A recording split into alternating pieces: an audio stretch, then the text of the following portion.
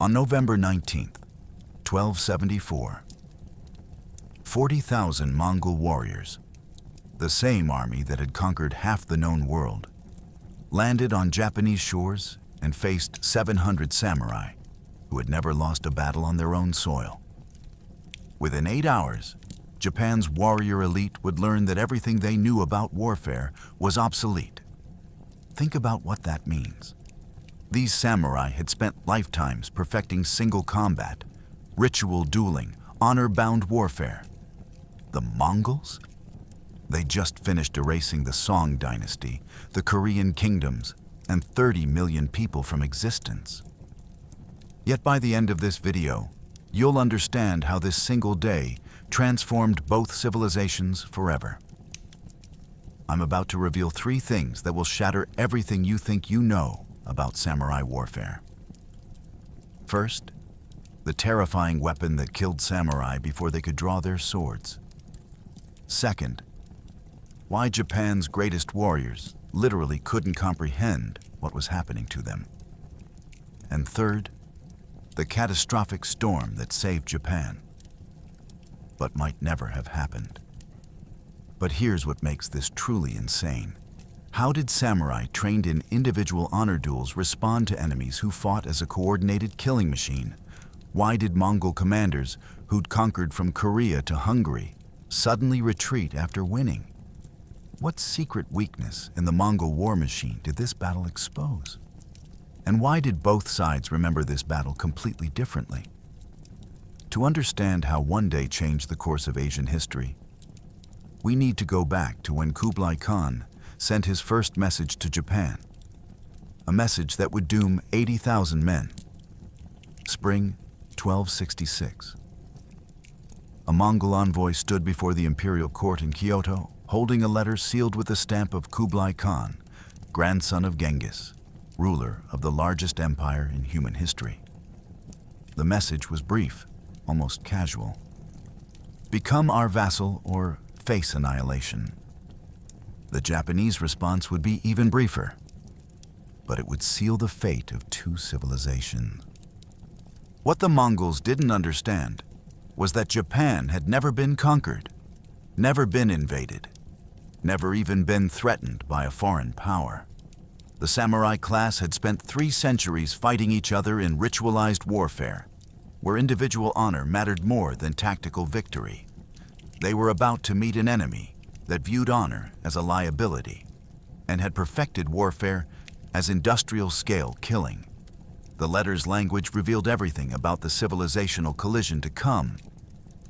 Kublai addressed the Japanese emperor as he would any minor tributary state, demanding tribute, subservience, and acknowledgement of Mongol supremacy. The tone assumed compliance because for the past 60 years, that assumption had proven correct everywhere from Hungary to Korea. Think about the Mongol track record for a second. Between 1211 and 1260, Mongol armies had conquered territory containing roughly 100 million people. Cities that resisted were erased. Entire populations were massacred as object lessons. The Khwarezmian Empire, one of the Islamic world's greatest powers, had ceased to exist within 3 years of defying Genghis Khan. The message to Japan wasn't a threat. It was a courtesy notification before inevitable conquest. Here's what the Japanese court didn't grasp. The Mongols had just finished conquering Korea after 30 years of brutal warfare. Korean resistance had cost the Mongols dearly, perhaps 80,000 casualties across 3 decades of fighting. But Korea had fallen. Its entire military apparatus now served Kublai Khan. The shipbuilding expertise, the sailors, the intimate knowledge of Japanese waters that Korea possessed, all of it now belonged to the Mongol war machine. Japan wasn't facing just Mongol cavalry. It was facing Mongol tactics applied with Korean naval capability and Chinese siege engineering. The envoy standing before the imperial court represented the convergence of 3 conquered civilizations' military expertise. The Japanese response took 6 months to formulate, and when it came, it was functionally a declaration of war. The regent Hojo Tokimune, effective ruler of Japan while the emperor remained ceremonial, sent the Mongol envoys back without formal reply. In diplomatic terms, this was an insult so profound it demanded military response. But here's where Japanese isolation created catastrophic blind spots. Tokimune and his advisors genuinely believed Japanese divine protection made the islands unconquerable. The concept of foreign invasion didn't exist in Japanese strategic thinking because it had never happened. They had no frame of reference for enemies who crossed oceans to wage war, no understanding of composite bows that outranged Japanese U-bows by 200 yards. No experience with coordinated cavalry charges involving thousands of riders moving as single units. Kubla Khan received news of the Japanese rejection in autumn 1266. His response was methodical, terrifying in its patience. Orders went to Korean ports. Begin constructing an invasion fleet. To Mongol generals. Begin training Chinese and Korean conscripts in amphibious assault. To regional governors. Prepare provisions for 40,000 men for 6 months. The timeline stretched to 8 years because Kublai understood something the Japanese didn't. Islands were harder to conquer than steppes. Ships required different logistics than horses. But the Mongol Empire had time, resources, and most importantly, a tactical flexibility that had conquered half the known world. By 1274, Japanese coastal watchers began reporting unusual activity in Korean waters. Ships gathering in unprecedented numbers. Troop concentrations visible from Japanese-held islands. But the shogunate, 8 years removed from rejecting the Khan's demand, had done almost nothing to prepare. Samurai trained in traditional dueling. Coastal defenses remained minimal. Nobody had studied Mongol tactics or prepared counter-strategies. The storm they dismissed was about to make landfall with 40,000 warriors behind it. The contrast couldn't have been starker. Mongol warriors trained from age 3 to ride, shoot, and kill in coordinated units of 10, 100, and 1,000. Japanese samurai trained in kenjutsu, the art of the sword, in archery as spiritual practice, in one-on-one duels where announcing your name and lineage before combat was mandatory. The Mongols had composite bows that could pierce armor at 300 yards. Samurai had bows designed for ceremonial accuracy at 70 yards. The Mongols used gunpowder bombs, flaming arrows, and psychological terror. Samurai used individual challenges and fought for personal glory.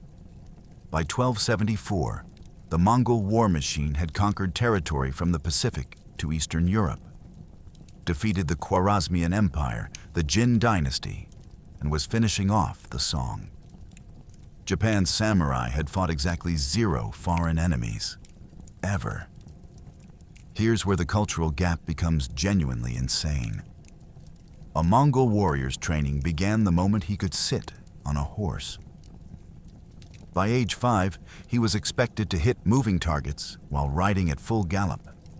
By 10, he could shoot accurately in any direction, forward, backward to either side, while controlling his mount with his knees alone. By 15, he'd participated in Nerj, the Great Hunt, where tens of thousands of warriors practiced coordinated encirclement tactics on massive scales. The entire Mongol childhood was designed to create soldiers who functioned as interchangeable parts in a military machine. Individual glory meant nothing. Mission completion meant everything. Contrast that with samurai training, which emphasized the exact opposite values.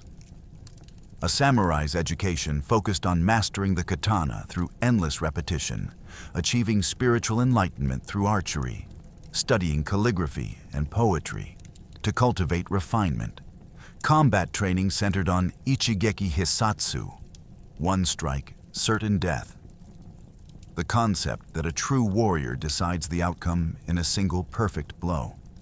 Samurai duels followed rigid protocols, announcing your name, lineage, and achievements, allowing your opponent to do the same, then engaging in single combat while others watched.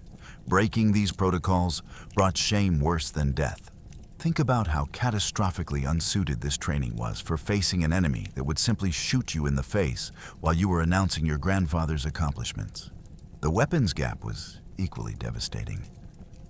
Mongol composite bows, constructed from horn, wood, and sinew, generated draw weights of 160 pounds and could penetrate armor at distances where samurai couldn't even see their targets clearly. Mongol arrows were standardized, mass-produced, interchangeable. A single Mongol warrior carried 60 arrows in 2 quivers. In a tumen of 10,000 warriors, that meant 600,000 arrows available for coordinated volleys. Japanese bows, crafted from bamboo and wood, were works of art but generated maybe 80 pounds of draw weight and effective range of 70 to 100 yards. Worse, Japanese arrows were custom-made for individual bows and warriors, meaning captured ammunition was often useless. But here's what made the tactical mismatch truly catastrophic. The Mongols had developed combined arms warfare to a level Europe wouldn't match for another 500 years. Light cavalry for screening and harassment, heavy cavalry for decisive charges, infantry with crossbows and polearms for holding positions, engineers with siege weapons and gunpowder devices. Each component coordinated through flag signals, drum codes, and a command structure that could adapt in real time. The Mongols fought wars the way a master chess player approaches the board, every piece serving a larger tactical purpose. Samurai warfare was individual champions seeking personal glory on a chaotic battlefield. When 2 samurai armies clashed, combat often paused while notable warriors engaged in prearranged duels. Victories were measured in enemy heads taken, which warriors would preserve to prove their valor and claim rewards. The concept of unit cohesion was almost non-existent. Samurai fought near their clan members, but not with them in any coordinated tactical sense. The numbers tell the story of civilizational collision. Mongol armies that had just conquered the Song Dynasty, an empire of 60 million people with sophisticated military technology, were about to meet samurai, who'd spent the last century fighting among themselves using warfare, methods that hadn't evolved since the 10th century. Something had to break, and it wouldn't be the Mongols. October 1274. In Korean ports, the largest amphibious invasion force Asia had ever seen prepared to sail. 23,000 Mongol and Chinese warriors, 8,000 Korean soldiers, 900 ships, and 6,700 sailors. Commander Hong Da-gu, a Mongol general who'd helped conquer southern China, oversaw final preparations with the efficiency of a man who'd done this before. But this invasion had a secret weakness that wouldn't become apparent until Japanese swords met Mongol shields. 70% of the invasion force was Korean and Chinese conscripts who'd been conquered within the last decade. They could fight, they could die, but their loyalty was measured in fear, not devotion. The Mongols were betting everything on shock and terror breaking Japanese resistance before this became relevant. The fleet itself represented the bleeding edge of 13th century naval engineering. Korean shipwrights had constructed vessels specifically designed for amphibious assault, flat-bottomed transports that could beach directly on shore, warships equipped with trebuchets and fire arrow launchers, supply vessels carrying 6 months of provisions for 40,000 men. Think about the logistical nightmare that represents 40,000 warriors consuming approximately 80,000 pounds of food daily, horses requiring fodder and fresh water, Weapons, armor, replacement equipment, medical supplies, siege engines broken down for transport. The organizational capability required to coordinate 900 ships across open ocean to hit simultaneous landing points was unprecedented in Asian warfare. Here's what the historical sources tried to hide. This wasn't actually the invasion force Kublai Khan wanted. His original plan called for 100,000 warriors and 3,000 ships. But Korean officials, still bleeding from their own conquest, convinced Mongol commanders that a smaller, faster strike force could achieve strategic surprise. Yi Yangseon, the Korean commander assigned to the invasion, argued that Japanese defenses were minimal and a sudden blow would shatter resistance before they could organize. What Yi Yangseon didn't mention was that every ship committed to invading Japan was one fewer ship available to patrol Korean waters. The subtext was clear. Many Koreans secretly hoped the invasion would fail catastrophically enough to weaken Mongol power in the region. The invasion force divided into 3 assault groups, each with specific objectives.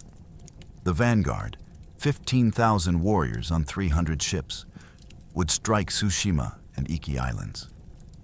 Strategically positioned stepping stones between Korea and mainland Japan.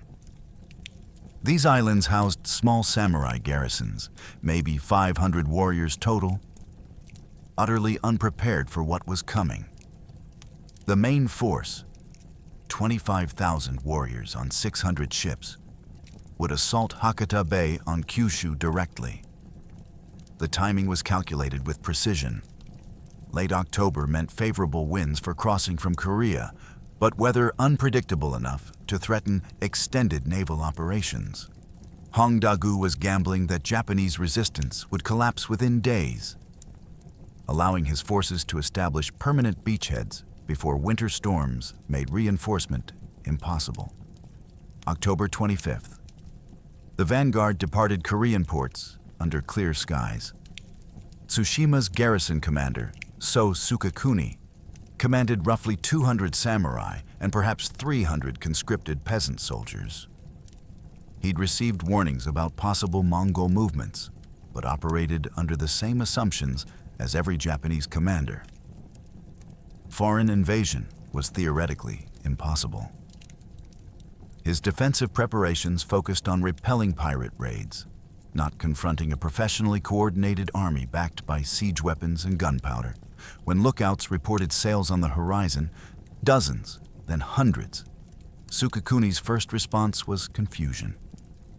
This many ships couldn't possibly be hostile. There was no historical precedent for it. By nightfall on October 25th, 15,000 Mongol warriors controlled Tsushima. The garrison fought with suicidal bravery, and it meant absolutely nothing.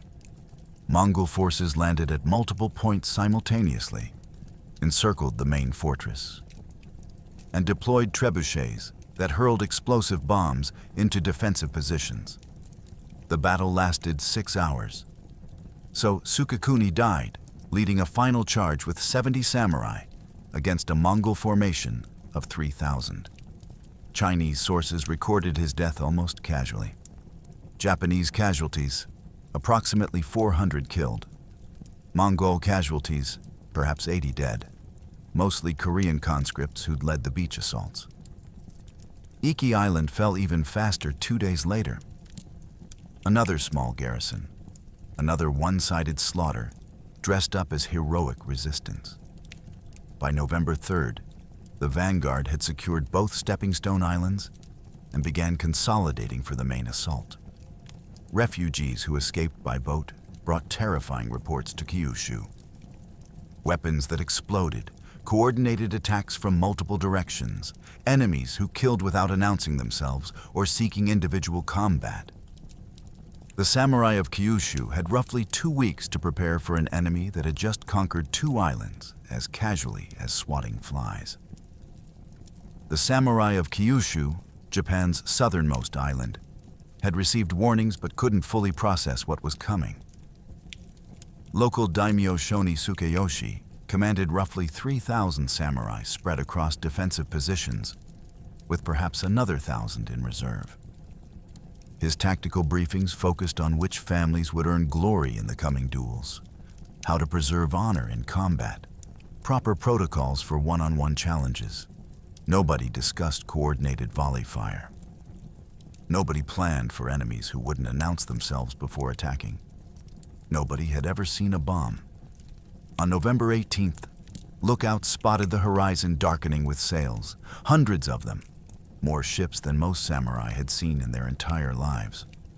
By nightfall, 40,000 foreign warriors would occupy Tsushima and Iki Islands, slaughtering the tiny garrisons there as practice for the main invasion. The real shock would come at dawn. Hakata Bay's geography seemed perfect for defense, and that false confidence would cost Japanese lives. The bay curved in a gentle crescent, backed by hills that provided elevated positions for archers. Multiple beaches offered landing sites, but all were visible from defensive positions. Shoni Tsukiyoshi positioned his forces in traditional deployment. Elite samurai families at the center where the fighting would be fiercest and glory greatest. Lesser samurai on the flanks. Peasant conscripts in reserve. The positioning assumed face-to-face combat where individual skill would decide the outcome.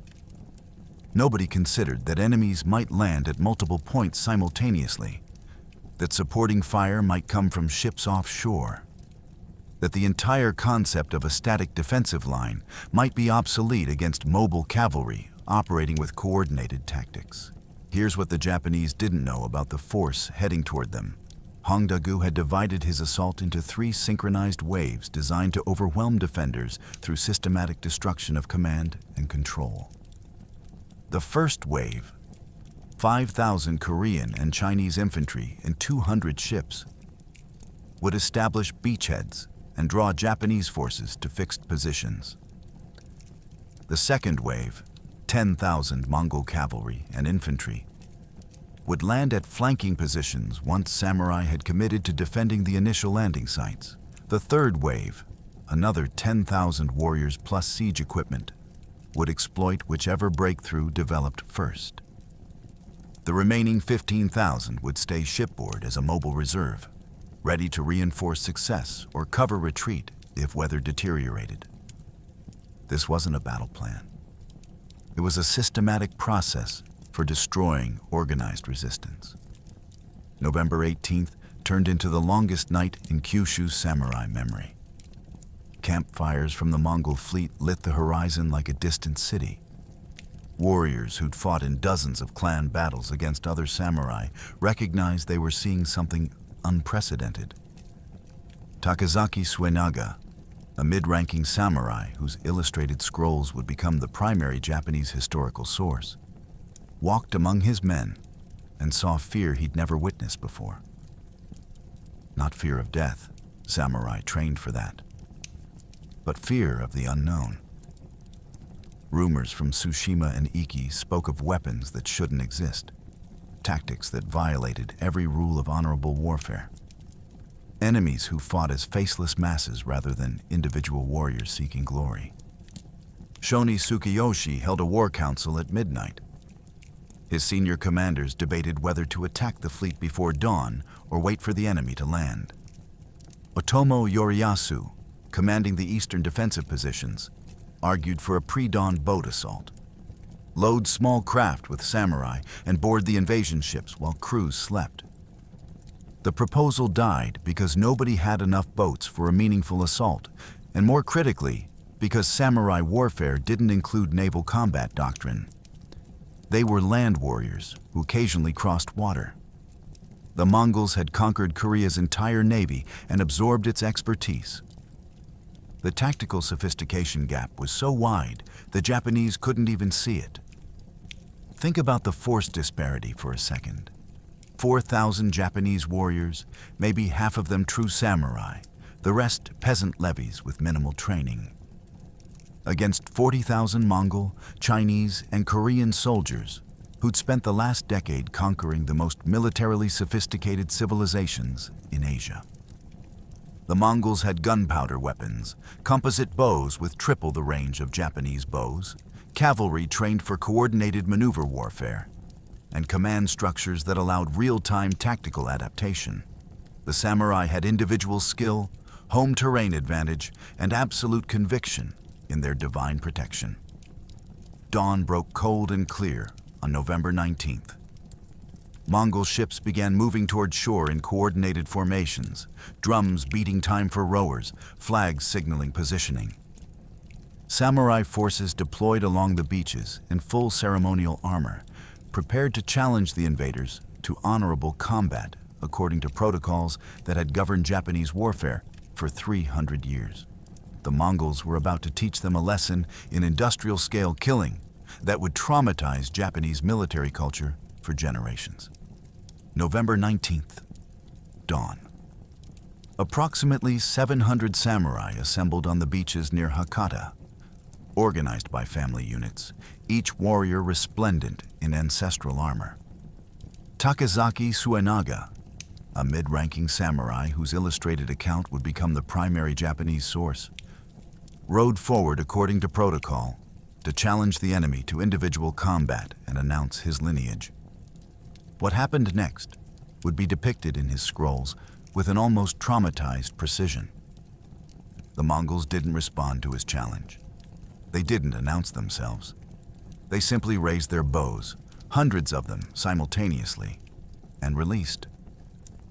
Arrows fell like rain, not aimed shots, but coordinated volleys designed to blanket an area. Suenaga's horse took 3 arrows. His armor stopped 2 more. He retreated in confusion, not defeat, confusion, because what he'd just experienced wasn't warfare as he understood it. Here's where the cultural collision became viscerally, horrifyingly real. Suenaga had announced himself according to protocols refined over centuries.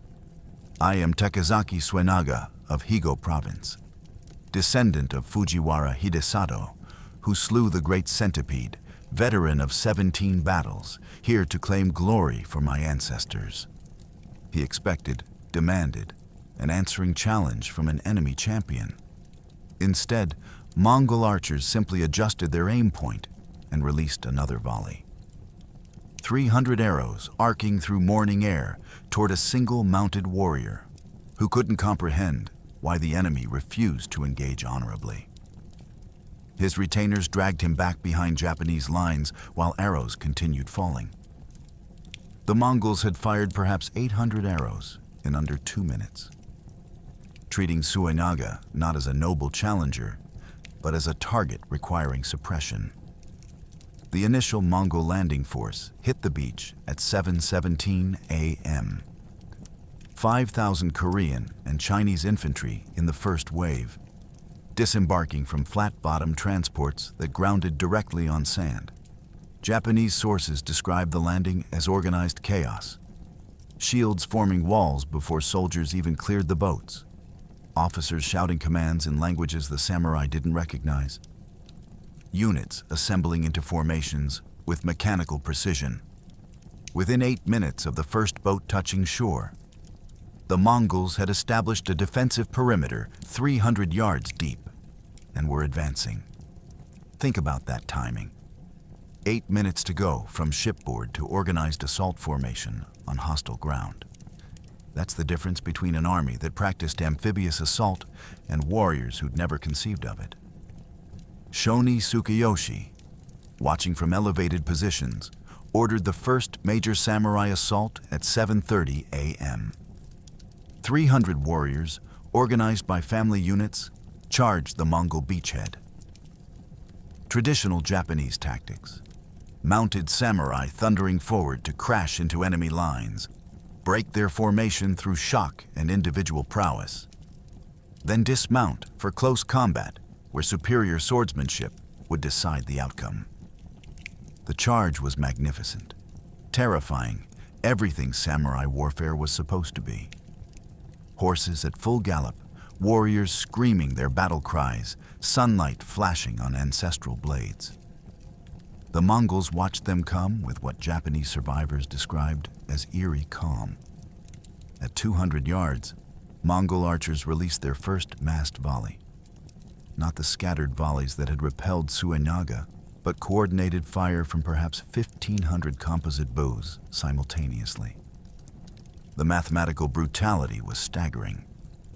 1,500 arrows, each capable of penetrating armor at this range, falling on 300 mounted targets in a space roughly 100 yards wide.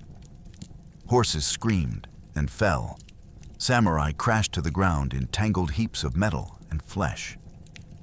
The charge didn't break, it shattered. Perhaps 80 samurai reached the Mongol lines. They hit Korean infantry formed in shield walls 4 ranks deep, spears bristling outward like hedgehog quills. Here's what Japanese chronicles tried to obscure. Those 80 samurai, individually superior fighters, were butchered in under 3 minutes. The Mongols didn't duel them. Shield bearers held position while spearmen thrust from protected positions.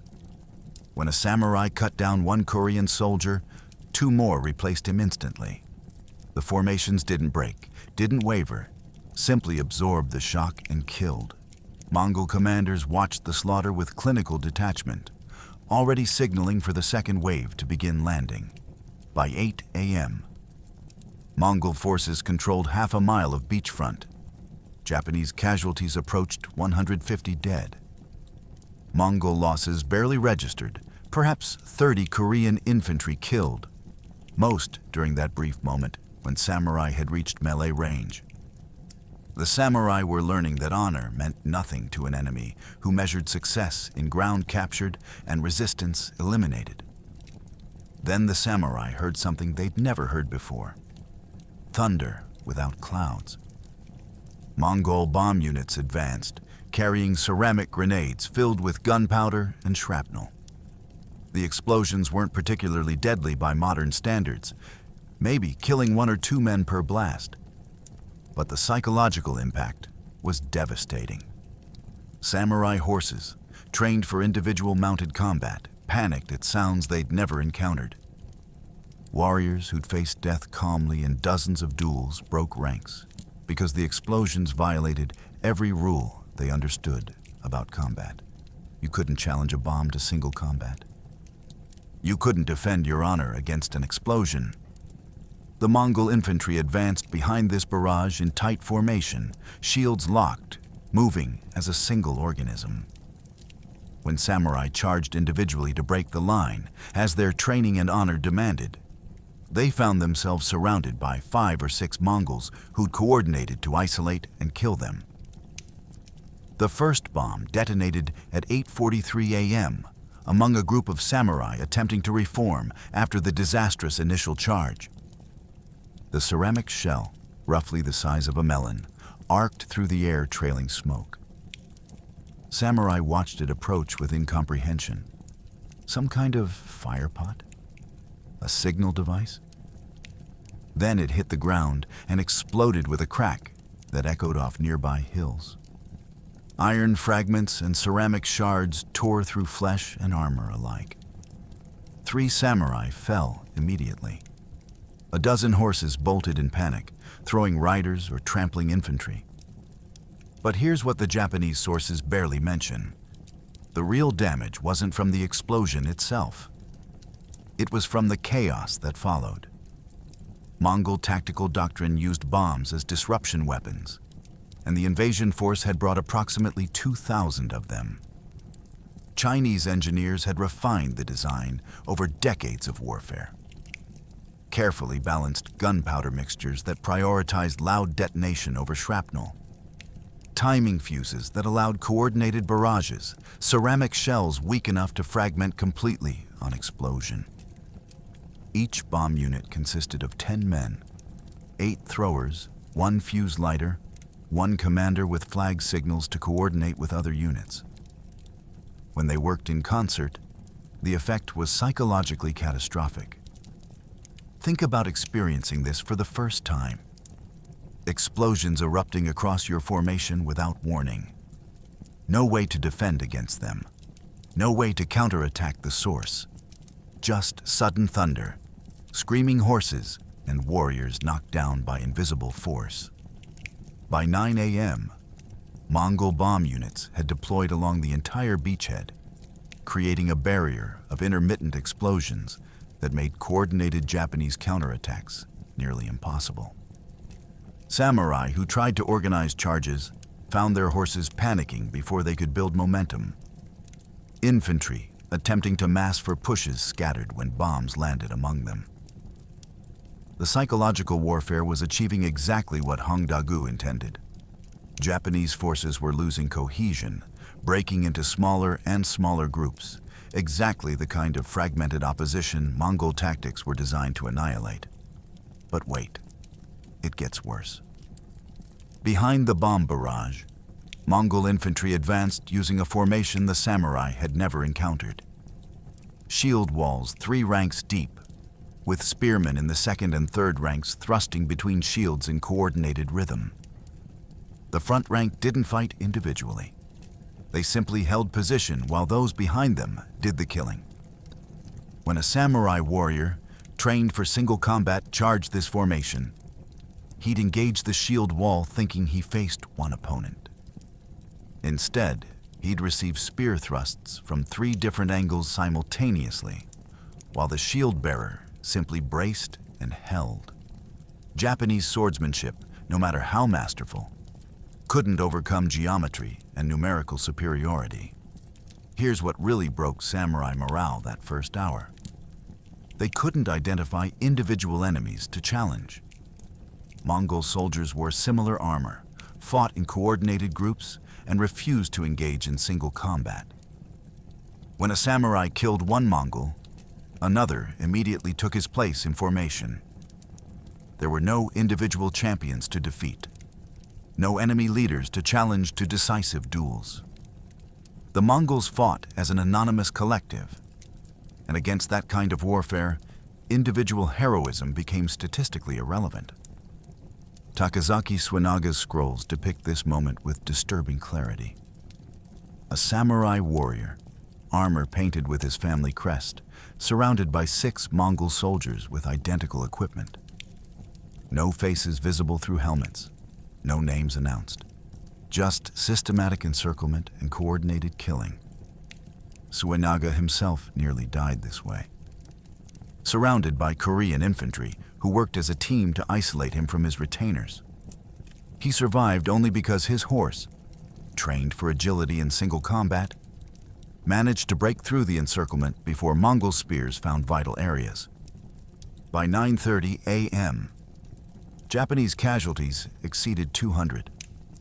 Mongol losses remained under 100, mostly Korean conscripts who'd made the initial beach assault. The mathematics of medieval warfare had just been rewritten, and the samurai were on the wrong side of the equation. By mid-morning, the tactical mismatch became mathematically brutal. Samurai, attacking in small groups or individually, faced Mongol units that fought as coordinated tens and hundreds. Every samurai charge, no matter how brave, met with the same response. The Mongol line would open, let the samurai penetrate, then close behind them like water.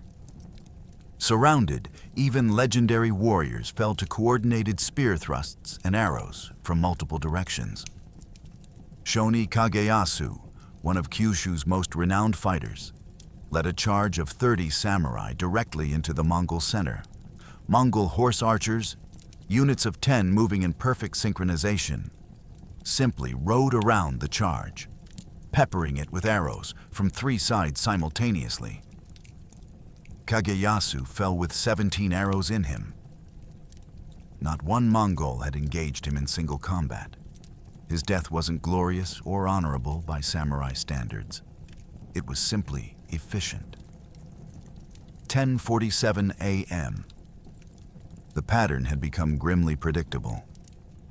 A samurai unit would identify what appeared to be a weak point in Mongol lines, perhaps a gap between formations or a seemingly isolated enemy group.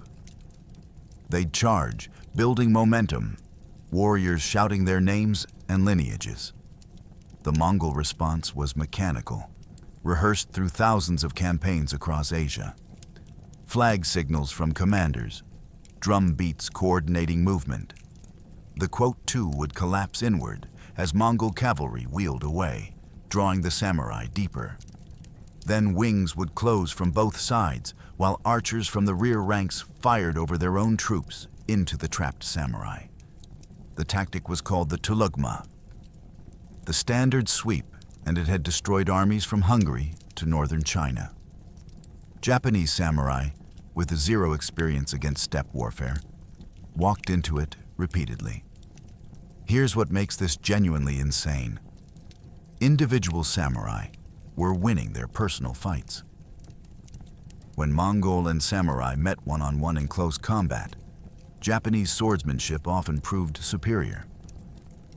But those individual victories meant nothing. A samurai might cut down 2 or 3 Mongols in brilliant displays of technique, then die to an arrow from a 4th attacker he never saw.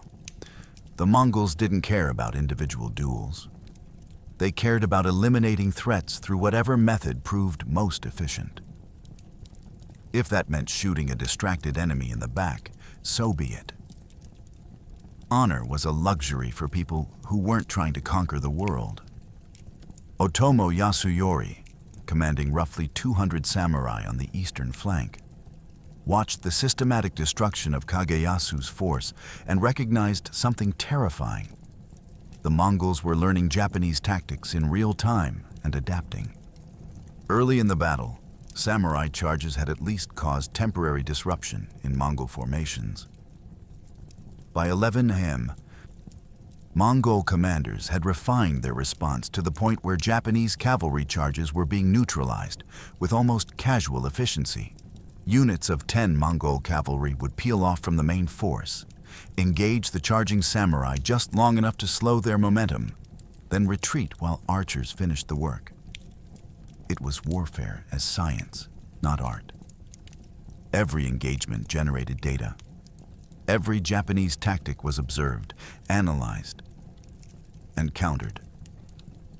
The kill ratio by noon was approaching 3 Japanese dead for every 1 Mongol casualty. Let that sink in for a second.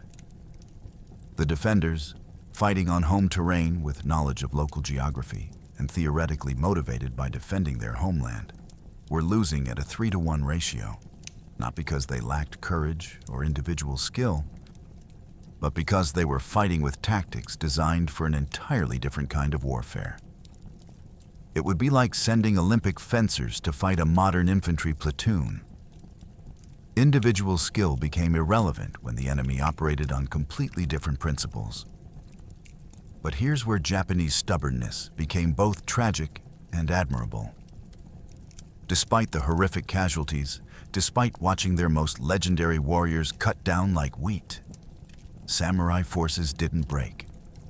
They didn't rout. They didn't surrender. Cultural conditioning ran too deep. Retreat without permission from your lord meant dishonor worse than death. Surrender wasn't even conceptually possible for most samurai. So they died. Unit by unit, family group by family group, they charged into Mongol formations and died with their honor intact and their tactical doctrine unchanged. Noon struck with Japanese forces reduced to perhaps 2,500 effective fighters.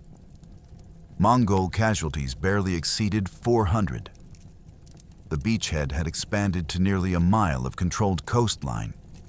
Hongdagu's main force, another 10,000 warriors, was beginning to land at secondary sites, threatening to encircle the entire Japanese defensive position.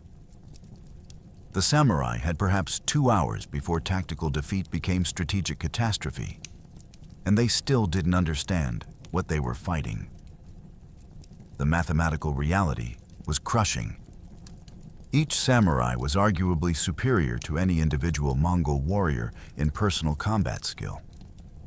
But the Mongols didn't fight as individuals. A Mongol tumen, a unit of 10,000, operated with the precision of a single weapon system. Drums coordinated movements. Flag signals directed cavalry sweeps, arrow volleys synchronized to create killing zones rather than target individuals. When samurai tried their traditional tactic of shouting challenges and demanding single combat, Mongol commanders literally didn't understand what they were doing and simply ordered volley fire. By noon, Japanese casualties approached 300 samurai dead or seriously wounded, perhaps 15% of the defending force. Mongol losses were harder to calculate, but Chinese sources suggest fewer than 400 killed across the entire invasion force. The kill ratio was running roughly 3-2 against the samurai, unthinkable numbers for warriors who'd never lost on their home territory. Here's where the tactical sophistication gap becomes almost painful to observe. Mongol commanders operated from elevated positions behind their lines, watching the entire battlefield through a command structure that allowed near instantaneous communication. When Hong Dagu observed Japanese forces massing on the eastern flank, he signaled with colored flags.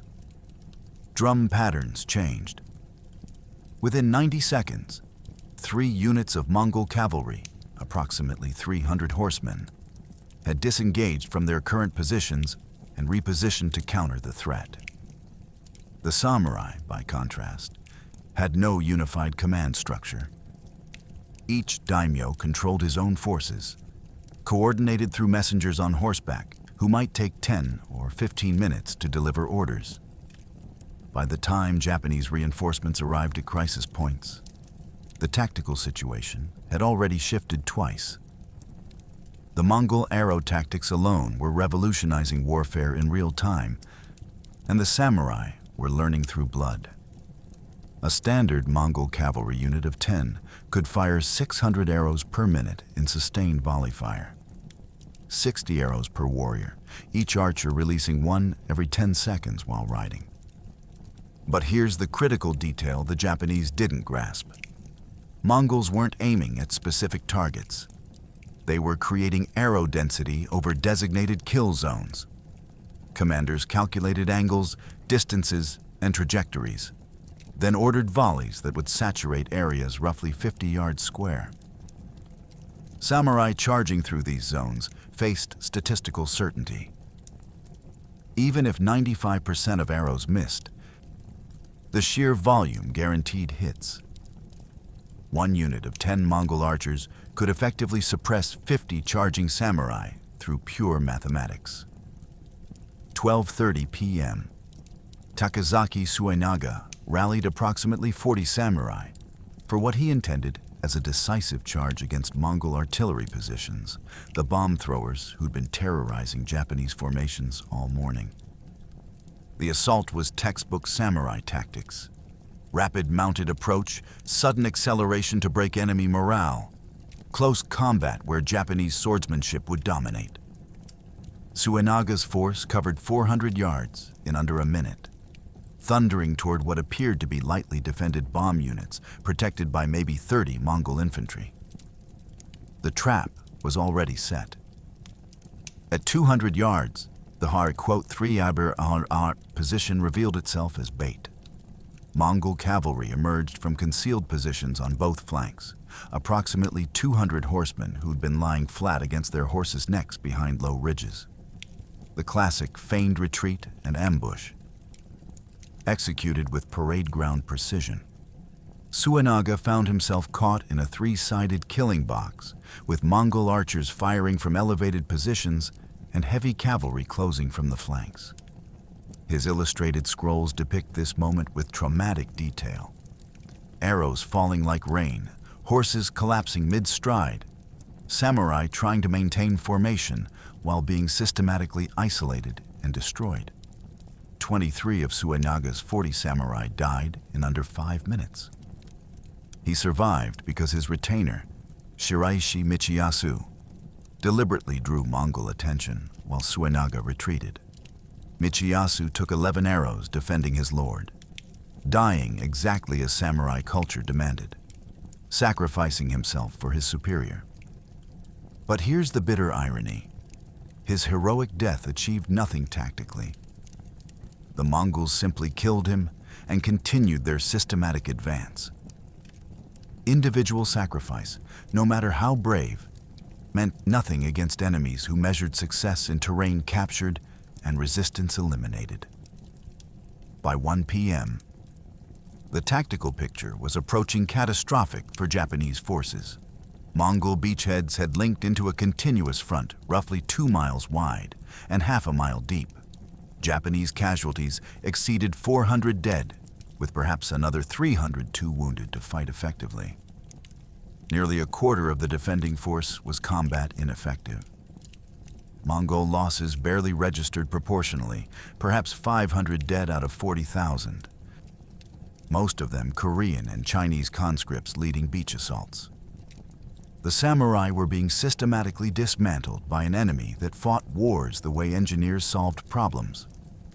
Identify the objective, apply overwhelming force at decisive points, eliminate resistance through the most efficient means available. And the Mongols were just getting started. Here's where it gets genuinely insane. The Mongols were fighting at maybe 60% effectiveness because of terrain and supply issues, and they were still dominating. Mongol cavalry, trained for open steppe warfare, struggled in the forested, hilly terrain around Hakata. Supply lines stretched across hostile water. A third of the invasion force was recently conquered Koreans of questionable loyalty. And yet, samurai forces were being systematically dismantled because of one overwhelming advantage. The Mongols fought wars to win as efficiently as possible, while samurai fought battles to achieve personal glory. When a samurai killed 3 enemies, he'd stop fighting to take their heads as trophies and evidence of his valor. Mongol warriors would just kill him while he was distracted. This wasn't a clash of armies. It was a collision between an individual warrior culture and a military machine that had conquered most of Eurasia. The head-taking practice reveals everything about why samurai were losing. In traditional Japanese warfare, proof of kills determined rewards, land grants, and social advancement after battle. A samurai who claimed to have killed 5 enemies needed 5 heads to prove it. So warriors would literally stop mid-combat, draw their daggers, and decapitate fallen foes while fighting continued around them. Think about the tactical insanity of that for a second. You've just killed an enemy in intense close combat. Your blood is up, adrenaline pumping. And instead of pressing your advantage or seeking the next threat, you dismount, kneel, and spend 30 seconds sawing through a dead man's neck while his comrades are trying to kill you. Mongol warriors observed this behavior with what Chinese sources describe as confused amazement, before simply killing the distracted samurai. 1:15 p.m. Hong Dagu watched the battle from a command position on a low hill, surrounded by runners, flag signalers, and senior officers. His tactical adjustments were happening in real time based on observed Japanese behavior. He'd noticed samurai forces concentrating near a small shrine on the eastern approach, probably rallying around a local commander. 3 flag signals, 2 drum patterns. Within 4 minutes, Mongol artillery positions repositioned to target that concentration. Bombs began falling among the massed samurai before they could organize their next assault. 15 explosions in 3 minutes scattered the formation before it could attack. The tactical flexibility was operating on timescales the Japanese couldn't match. But here's what the Mongol chronicles tried to hide. They were taking heavier casualties than expected. Hong Dagu had predicted Japanese resistance would collapse by noon once they'd experienced Mongol warfare firsthand. Instead, samurai forces were adapting in small ways. Younger warriors were starting to ignore the head-taking protocols, focusing on killing and moving. Some units were attempting crude formation fighting instead of individual charges. The adaptations were minor, insufficient to change the battle's outcome. but they suggested Japanese forces wouldn't break psychologically as easily as Koreans or Chinese had. This meant a prolonged campaign, which meant supply problems, which meant the invasion's timeline was already slipping. 1:45 p.m. The Mongols deployed their most sophisticated tactical innovation, the feigned retreat at army-wide scale. Across the entire 2-mile front, Mongol forces began pulling back toward the beaches in what appeared to be organized withdrawal. Samurai commanders, seeing the enemy retreat, made the fatal decision to pursue. It was exactly what Mongol doctrine predicted. Warriors whose entire cultural identity revolved around aggressive courage couldn't resist chasing a retreating enemy. Approximately 1,500 samurai surged forward, abandoning defensive positions to exploit what they perceived as Mongol weakness. The trap closed with mechanical precision. Mongol cavalry that had retreated wheeled at predetermined positions. Fresh units that had been held in reserve on the ships landed behind the advancing samurai, cutting off their retreat route. Artillery units that had displaced to the rear now had perfect firing angles into the exposed Japanese forces. The killing ground was a masterpiece of coordinated maneuver warfare. Multiple unit types executing synchronized movements to create an inescapable pocket of death. Shoni Kagesuke, leading the pursuit with roughly 300 samurai, realized the trap when Mongol cavalry appeared behind his force. He tried to fight his way back to Japanese lines, but Mongol heavy cavalry, units that had been held in reserve all morning, finally entered the battle. These weren't light horse archers, but shock cavalry in lamellar armor on armored horses, carrying lances and fighting in wedge formations designed to shatter infantry. They hit the exposed samurai flank like a hammer striking glass. The pocket collapsed in 18 minutes. Japanese casualties in that single engagement exceeded 200 killed. Survivors who made it back to friendly lines described coordinated Mongol attacks from 5 different directions simultaneously. Cavalry and infantry working in perfect synchronization, bombs falling to disrupt any attempt at organized resistance. By 2 p.m., Japanese forces had lost nearly half their original strength. The Mongols had achieved in 7 hours what should have taken days. Tactical dominance so complete that Japanese defeat was now mathematically inevitable. But something was about to happen that would change everything. And it had nothing to do with samurai swords or Mongol tactics. 2 p.m. The samurai were retreating, not in full rout, but pulling back to secondary defensive positions. And something in that retreat sparked the first real Japanese adaptation. Younger samurai, less bound by rigid tradition, started copying Mongol tactics. Instead of individual challenges, they began forming small group charges of 5 or 6. Instead of stopping to take heads, they focused on killing and moving. Kikuchi Takefusa, a daimyo commanding roughly 300 samurai, organized the first coordinated Japanese counterattack of the day. Not perfect coordination by Mongol standards, but actual unit-based tactics instead of individual heroics. His force hit a Mongol supply column that had pushed too far ahead of the main force. For the first time that day, samurai numerical concentration overcame Mongol tactical superiority. 80 Mongol soldiers died in 17 minutes. The supply wagons burned. It wasn't enough to change the battle's trajectory, but it proved samurai could learn under fire. Kikuchi's success came from brutal pragmatism born of desperation. He'd watched legendary warriors die following traditional protocols all morning. His own cousin had fallen while announcing his lineage to enemies who simply shot him. So Kikuchi abandoned 3 centuries of samurai tradition and did something radical. He copied the enemy. His 300 warriors formed into groups of 10. Each group assigned a specific target within the Mongol supply column. No individual challenges, no stopping for heads. Just coordinated strikes designed to kill and disengage before Mongol reinforcements arrived. The attack hit at 2:17 p.m. against a supply train guarded by roughly 150 Korean infantry and 30 Mongol cavalry. Here's what made this engagement different. Kikuchi's groups hit simultaneously from 3 directions, mimicking the Mongol preference for envelopment. When Korean infantry formed shield walls, Japanese archers, firing from covered positions instead of standing exposed, suppressed them with aimed volleys. Samurai assault groups attacked the flanks and rear of defensive formations rather than charging gloriously into their strongest points.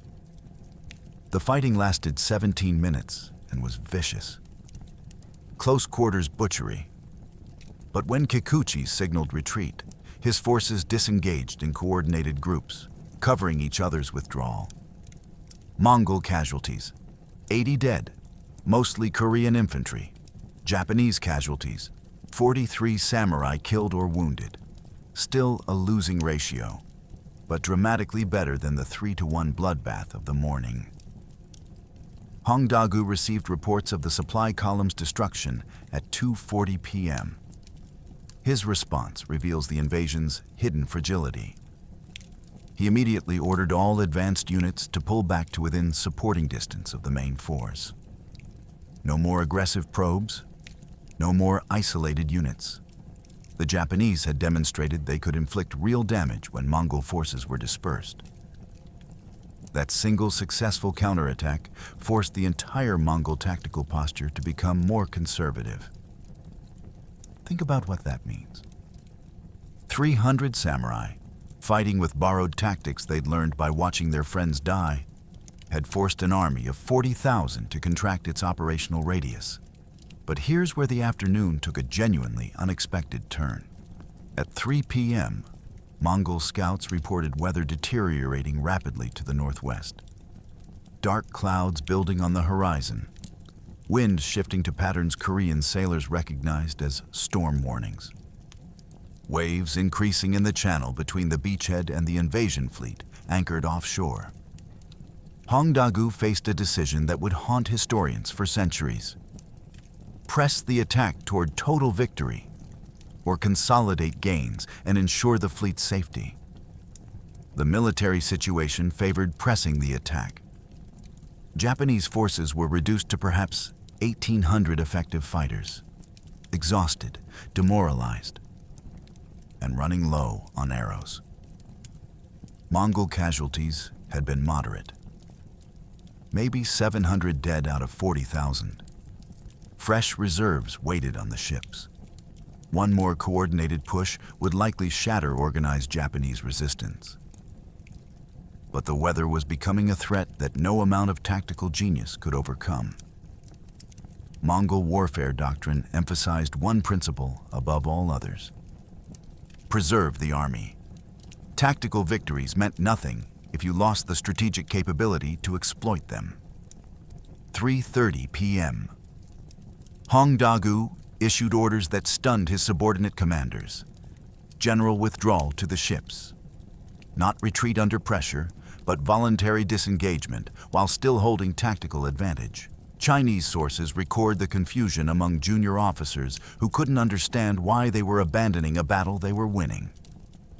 Korean chronicles suggest Liu Fuxiang, commanding the Chinese southern forces, had been arguing for withdrawal since early afternoon, emphasizing the danger of being stranded if storms destroyed the fleet. The withdrawal began at 3:45 p.m. and revealed Mongol discipline at its finest. Units disengaged in sequence, rear guards covering each phase of movement, cavalry screening the flanks. Samurai forces, too exhausted to mount effective pursuit, watched in confusion as the enemy that had been destroying them all day simply marched back to their ships in perfect formation. By 4:30 p.m., Mongol forces were re-embarking. By 5 p.m., the first ships were pulling away from shore. Japanese commanders stood on the beaches, surrounded by their dead, watching the invasion fleet withdraw after a single day of combat. The samurai had survived, but they understood with horrible clarity that survival wasn't victory. It was just delayed execution unless something fundamental changed. Here's where the historical record gets weird and contradictory. Around 4 p.m., with roughly 6 hours of daylight combat complete, Mongol commanders ordered a general withdrawal back to their ships. Japanese sources claim this was a victory, that samurai resistance had broken the Mongol invasion. But the math doesn't support that. Mongol casualties were moderate, maybe 700 to 1,000 killed across the day. Japanese casualties were proportionally worse, perhaps 400 samurai dead out of a defending force of 3,000 to 4,000. The Mongols held the beach, controlled the landing zones, and had barely committed their reserves. So why withdraw? Chinese and Korean sources suggest a command dispute. Hongdagu wanted to establish a beachhead and begin systematic conquest.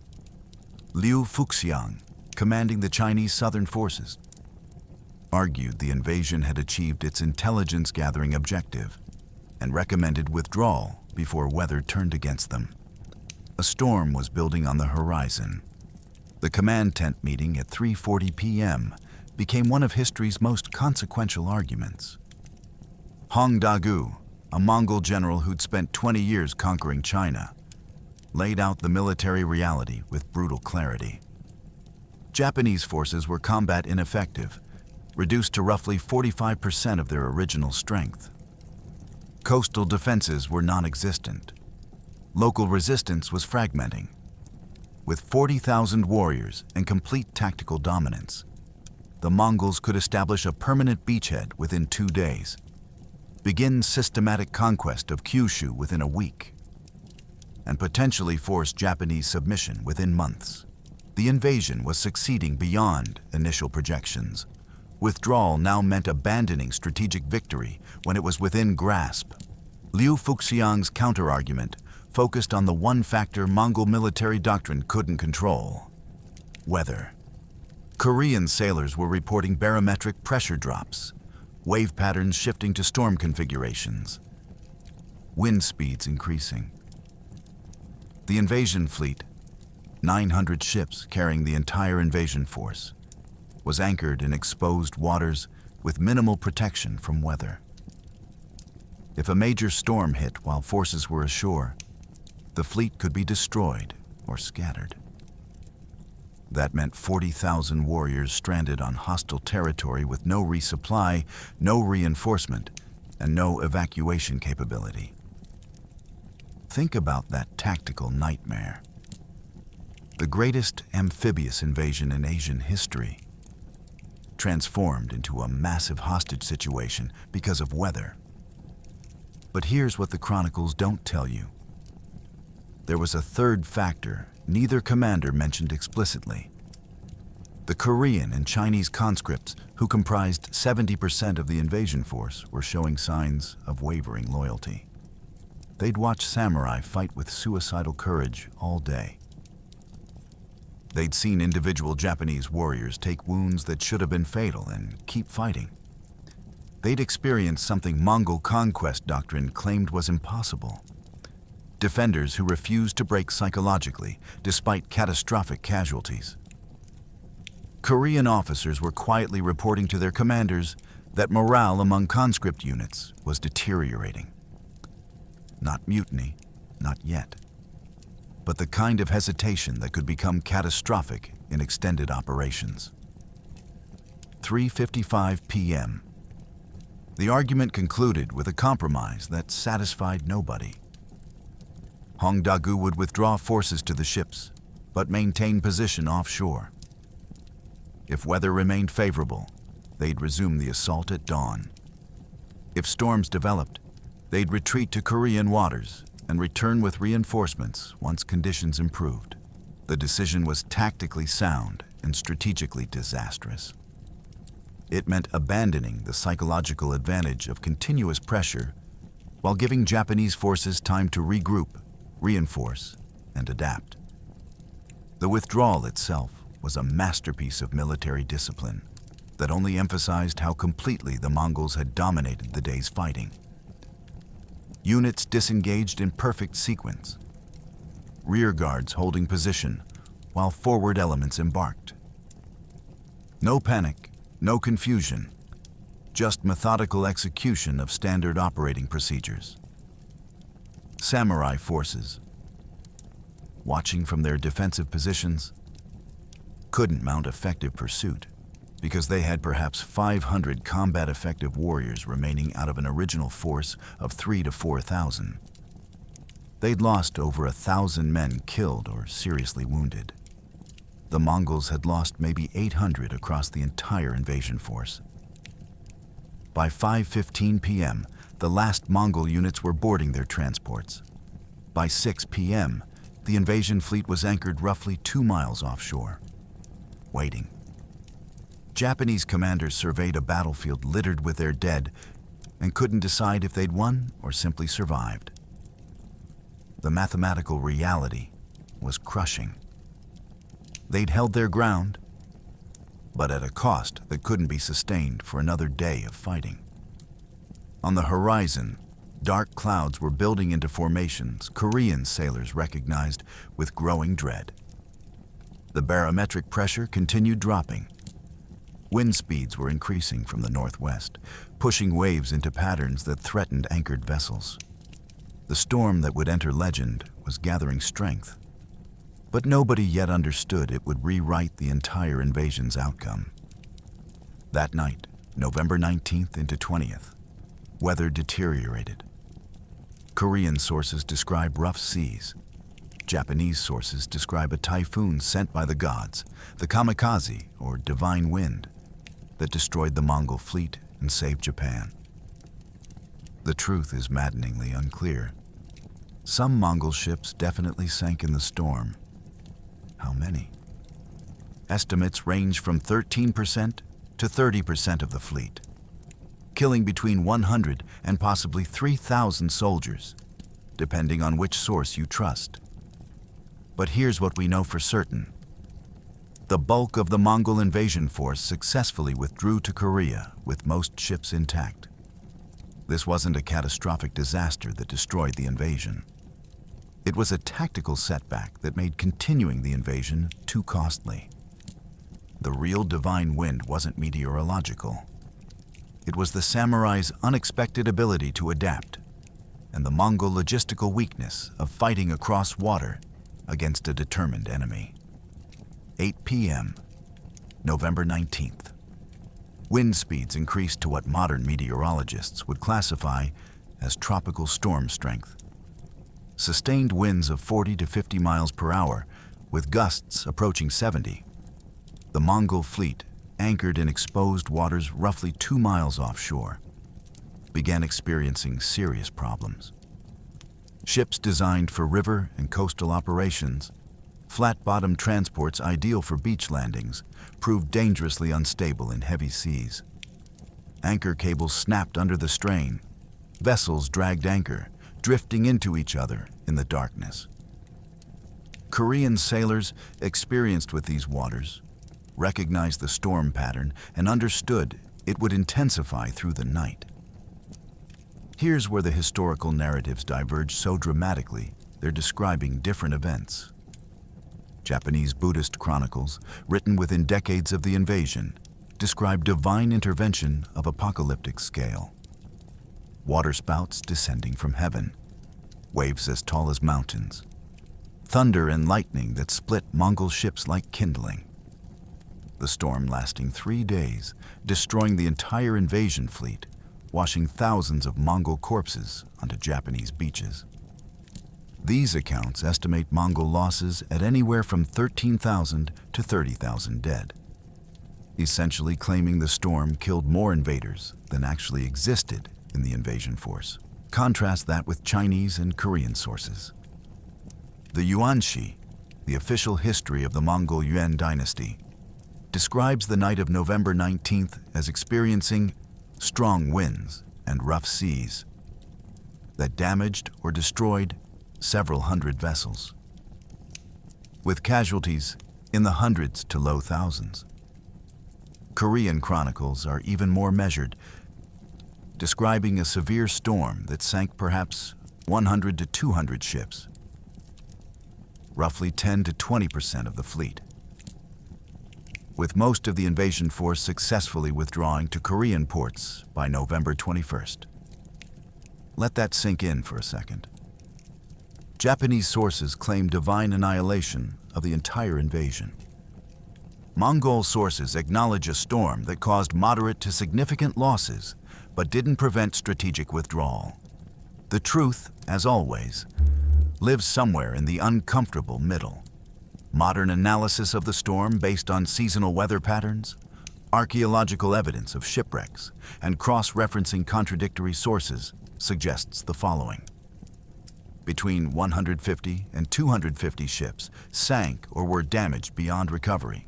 Casualties from the storm ranged from 1,500 to 3,000 soldiers, mostly Korean sailors and Chinese infantry on the lost vessels. The bulk of the fleet, roughly 70 to 80%, survived and withdrew successfully. But here's what makes the divine wind myth genuinely fascinating. It didn't need to destroy the Mongol fleet to save Japan. The storm just needed to make continuing the invasion operationally impossible. By dawn on November 20th, Hongdaegu faced a fleet with maybe 20 to 30% casualties, damaged ships requiring repair, and weather patterns suggesting more storms were coming. His invasion force was intact but scattered across the multiple anchorages. Resupply from Korea would be difficult in deteriorating weather. And critically, the element of surprise was gone.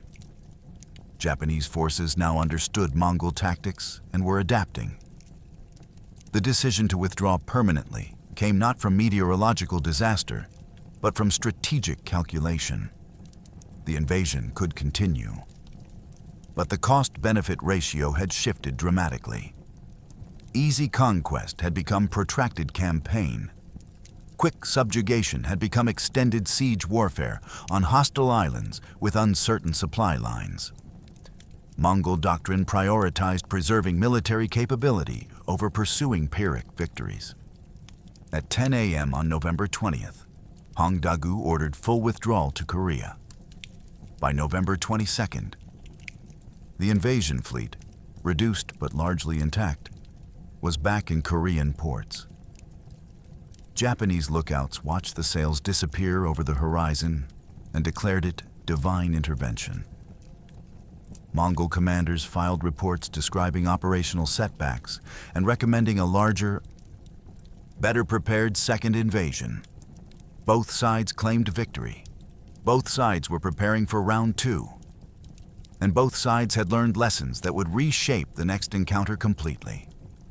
The real question wasn't whether the gods had saved Japan. It was whether Japan could prepare adequately before the Mongols returned with overwhelming force. Final accounting revealed the battle's true nature.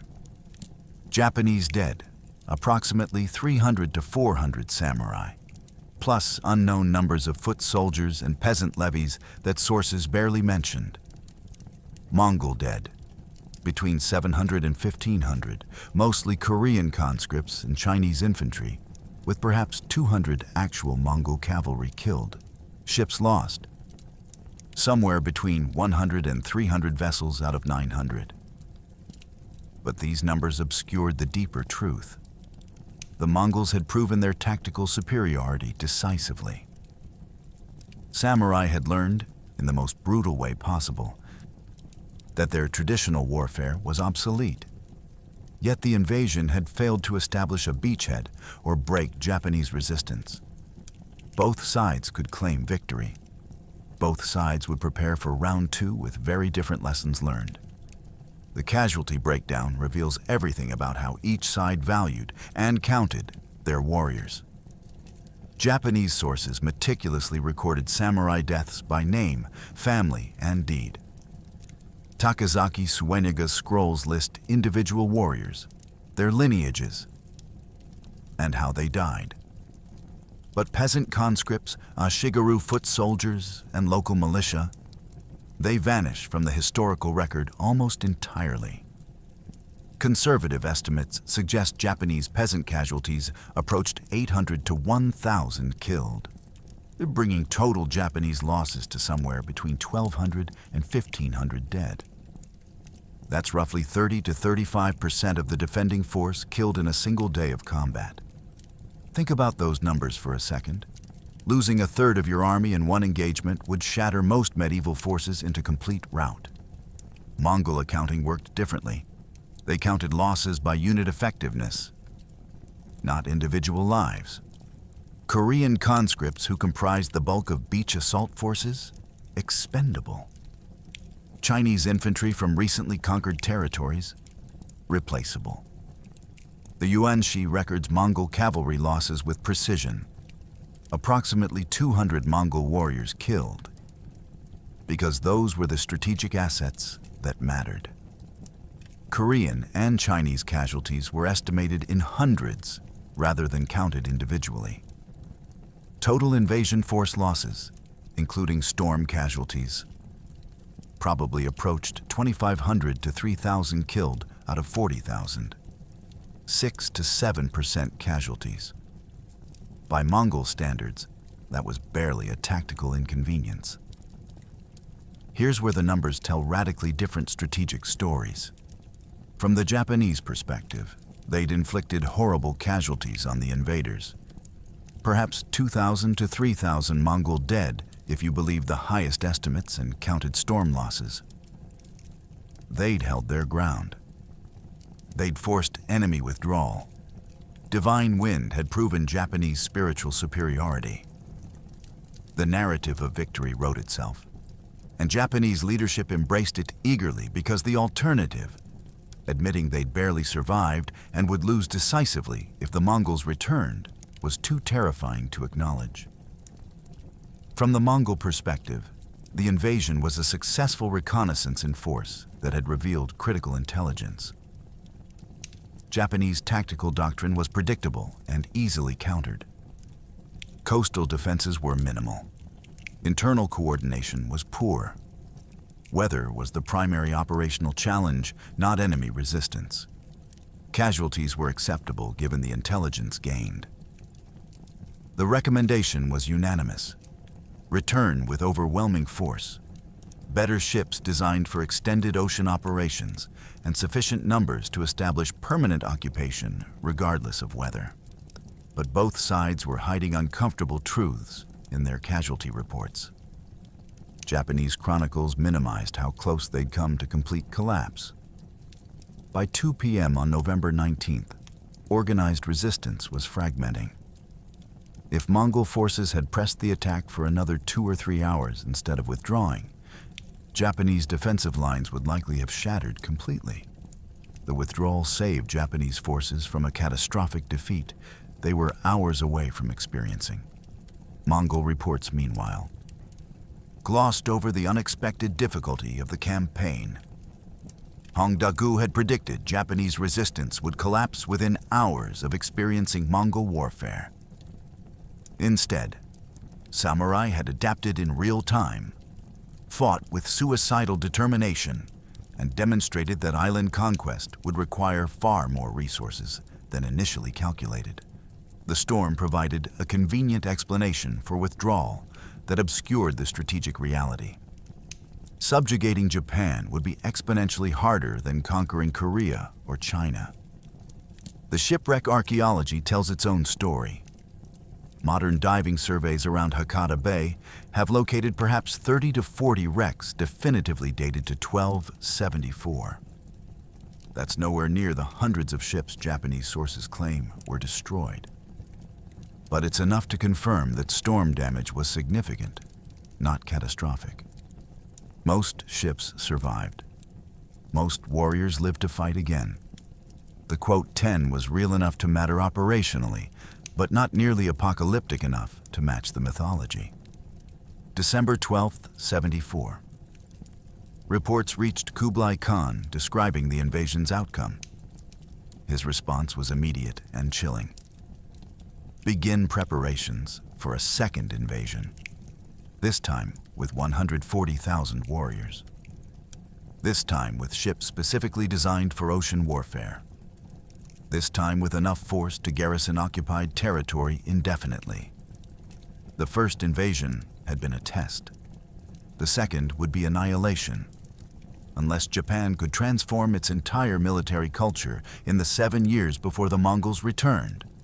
In the weeks following the invasion, something unprecedented happened in Japanese military culture. Samurai who'd survived Hakata began training differently. Clan councils that had focused on individual sword techniques started drilling coordinated group tactics. Archers practiced volley fire instead of individual aimed shots. Engineers studied the bomb fragments recovered from the battlefield, trying to reverse engineer gunpowder weapons. The entire Japanese coastal defense system was reorganized around the assumption that Mongols would return with an even larger force. Stone walls went up around Hakata Bay, 20 meters high in places, designed to prevent beach landings. This wasn't just military adaptation. It was a civilization recognizing that its fundamental assumptions about warfare had been shattered in 8 hours of combat. December 12th, 74. The shogunate issued orders that would have been unthinkable just months earlier. All samurai were to begin training in group combat formations. Traditional one-on-one dueling practice was reduced from primary focus to supplementary skill. Clan leaders who'd spent centuries competing for individual glory were now mandated to coordinate their forces with rival families. The head-taking tradition, the proof of valor system that had governed samurai warfare for generations, was officially discouraged in favor of battlefield effectiveness. Think about the cultural earthquake that represents 300 years of martial tradition, overturned in weeks because the alternative was national extinction. Takazaki Suenaga became an unlikely revolutionary. His illustrated scrolls documenting the invasion weren't just historical records. They became tactical training manuals. Samurai studied his depictions of Mongol formations, trying to understand how units of 10 coordinated with units of 100. His drawings of bomb explosions were analyzed obsessively by Japanese engineers attempting to recreate the weapons. By spring 1275, crude Japanese versions of gunpowder bombs were being tested, though the technology remained primitive compared to Mongol sophistication.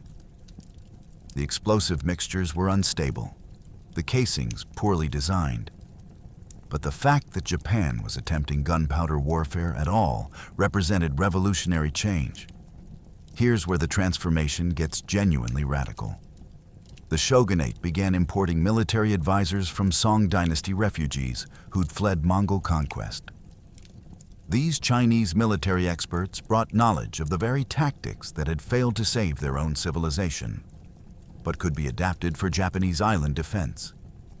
They taught Japanese forces how to construct fortifications designed to withstand siege engines, how to coordinate large-scale troop movements using signal flags and drums, how to integrate different unit types, cavalry, infantry, archers, into combined arms formations. By 1276, Japanese military doctrine was becoming a hybrid system. Samurai individual skill combined with Mongol-inspired collective tactics. The construction program along Hakata Bay became the largest military engineering project in Japanese history to that point. 20 kilometers of stone walls, averaging 10 to 20 meters high, built between 1275 and 1278. The walls weren't continuous fortifications, but strategic barriers designed to funnel any beach landing into killing zones where Japanese forces could concentrate fire. Gates at regular intervals allowed for counterattack sallies. Elevated platforms provided positions for archers to rain volleys onto landing forces. The entire system was designed around one lesson from the first invasion: never let Mongol forces establish unrestricted beachheads. But here's what Japanese sources tried to hide. The defensive preparations were bankrupting the nation. The shogunate imposed emergency taxes that pushed peasant populations toward starvation. Samurai families were required to maintain constant military readiness without compensation, straining feudal loyalty systems. Regional daimyo, who'd barely cooperated during the first invasion, were being forced into unprecedented levels of coordination and resource sharing. By 1277, internal tensions were approaching crisis levels. Japan was transforming into a militarized society capable of resisting Mongol invasion, but the social cost was fracturing the feudal system that held the nation together. January 12, 78. Intelligence reports reached Japan describing Mongol shipbuilding programs in southern China and Korea. Thousands of vessels under construction, massive troop concentrations forming. The scale of preparation suggested an invasion force that would dwarf the first attempt. Japanese military planners calculated they'd face at least 100,000 warriors, possibly more. Even with walls, even with adapted tactics, even with gunpowder weapons, the mathematical reality was crushing. Japan had maybe 20,000 samurai total, perhaps another 30,000 conscript infantry if they mobilized every able-bodied peasant. The second invasion was coming, and despite everything Japan had learned, despite the walls and the tactical reforms and the new weapons, the numbers suggested one inevitable outcome. Japan would need another miracle, and this time the gods might not be listening. In Khan Balik, Kubla Khan received reports from the invasion with mixed feelings. His forces had dominated tactically, but failed strategically. The Japanese hadn't collapsed at the first demonstration of Mongol might, as the Koreans and many Chinese kingdoms had. Worse, the invasion had revealed a critical weakness. Mongol cavalry lost much of its effectiveness in Japan's terrain and island geography. Ships, the Mongol military's traditional weak point, would be essential for any future invasion. Hong Dagu's reports emphasized Japanese fighting spirit and adaptability. Liu Fuxiang's reports emphasized logistical challenges and the danger of overextended supply lines. Kublai, being Kublai, decided the solution was overwhelming force. Plans began immediately for a second invasion that would dwarf the first. 140,000 warriors, 4,500 ships, 7 years of preparation. The numbers would be so large that even Mongol advantages in coordination and tactics would matter less than sheer mass. March 12, 75. The imperial court in Khanbalik convened to analyze the invasion's lessons. Hong Dagu presented his assessment with characteristic Mongol directness. Japanese warriors fought with courage exceeding anything he'd encountered in 30 years of campaigns. Individual samurai skill in close combat was formidable. Japanese forces had demonstrated unexpected capacity for real-time tactical adaptation. Most critically, island geography negated the Mongol cavalry's traditional advantages. Open-step warfare tactics, rapid envelopment, deep penetration raids, strategic mobility, all became problematic when fighting on narrow coastal plains backed by mountains and forests. Here's what Mongol strategic planning identified as the critical problem: naval logistics. The Mongol Empire had conquered from the Pacific to Eastern Europe using land-based supply lines and horse-based mobility. Naval warfare was alien to their military tradition. The 1274 invasion had relied entirely on Korean and Chinese shipbuilding expertise and sailors. Those conscript forces had performed adequately, but lacked the fanatical discipline of Mongol units. Worse, ships were expensive, slow to build, and vulnerable to weather in ways that cavalry forces never were. Kublai's solution was characteristic of his approach to problems. If ships were the weakness, build so many ships that weather losses became statistically irrelevant. The construction program that began in 1275 was staggering in scale. Shipyards from southern China to Korea received orders to construct 4,500 invasion vessels over 7 years. Think about the economic mobilization that represents. Timber from thousands of square miles of forest, iron for fittings and weapons, sailcloth from textile production that previously supplied civilian markets. The labor force alone, shipwrights, carpenters, rope makers, sail stitchers, numbered in the tens of thousands. Southern Song territories, newly conquered, were stripped of maritime resources to feed the invasion preparation. But here's where Mongol planning contained a fatal flaw they never acknowledged. The rush to build thousands of ships meant quality suffered catastrophically. Traditional Chinese and Korean naval architecture required seasoned timber, wood aged for years to achieve proper strength and water resistance. The invasion schedule demanded green timber, freshly cut, assembled into ships that would be structurally inferior from the moment they launched. Naval architects warned that vessels built this quickly would have maybe 5 to 10 years of operational life before becoming unseaworthy. Kublai's response was brutally pragmatic. The invasion would happen within 7 years, so 10-year ship lifespans were adequate. Troop mobilization followed the same overwhelming force doctrine. The 1274 invasion had deployed 40,000 warriors.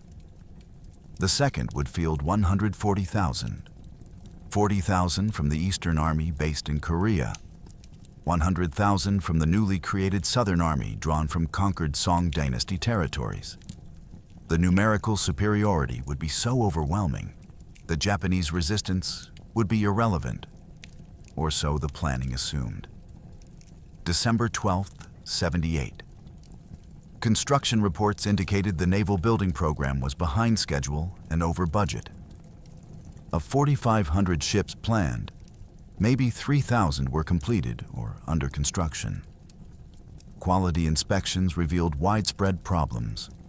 Hulls built from green timber already showing rot, masts insufficiently braced, vessels dangerously unstable in heavy seas. Korean naval experts submitted reports warning that the invasion fleet was being built too quickly with inadequate materials. The reports were ignored. Here's what the Mongols fundamentally misunderstood.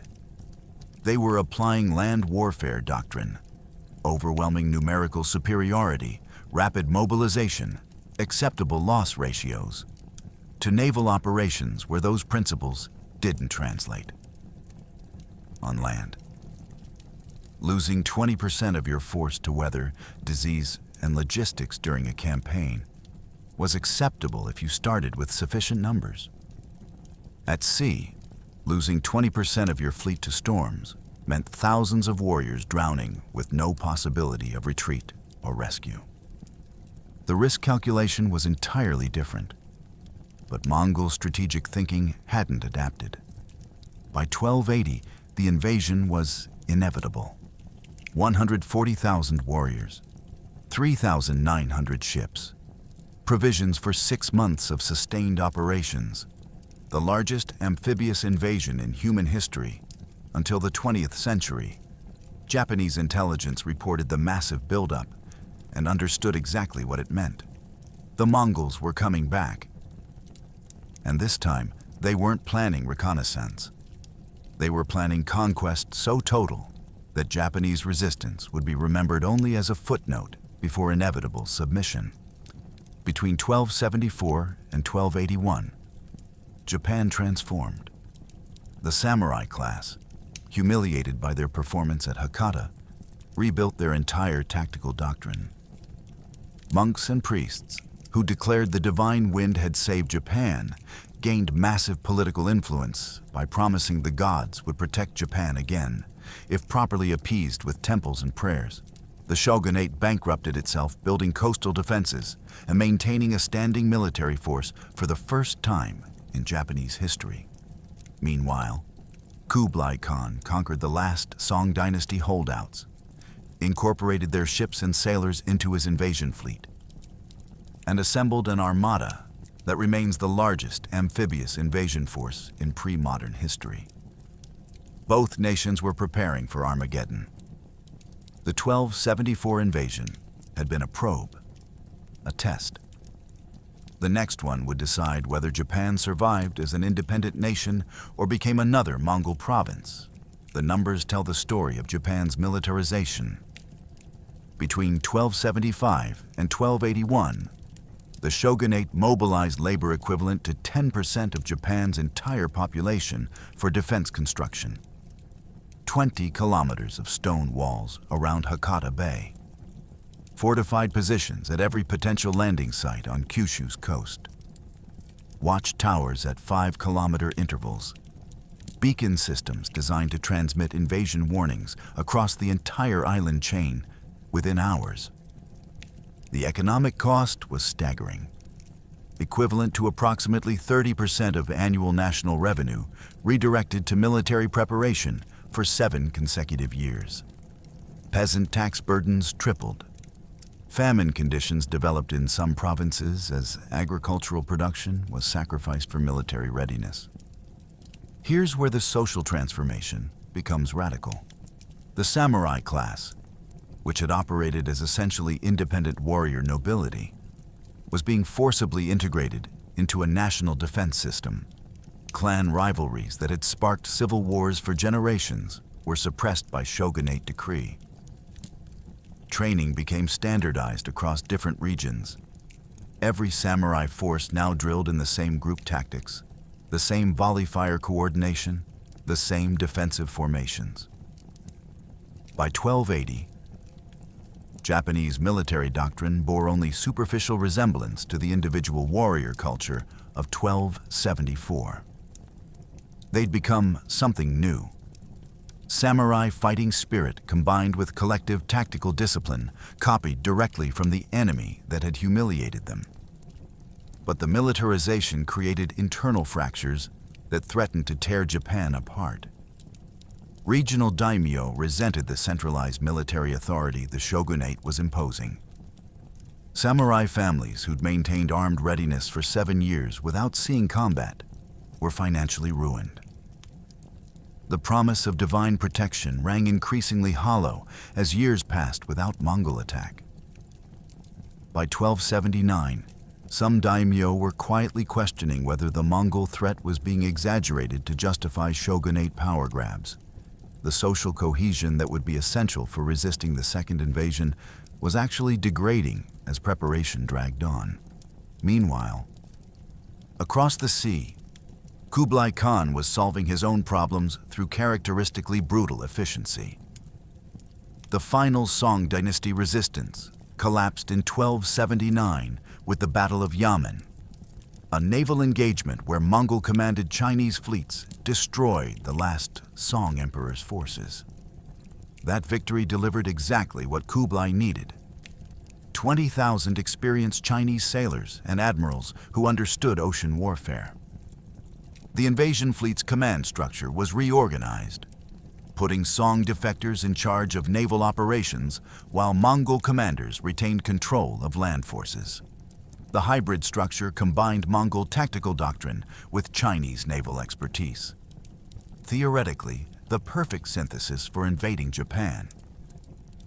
Ship construction accelerated after 1279 as Song shipyards were incorporated into the invasion program. By 1280, the fleet totaled 3,900 vessels. Not quite the 4,500 originally planned, but still unprecedented in scale. Think about that number for a second. 3,900 ships carrying 140,000 warriors.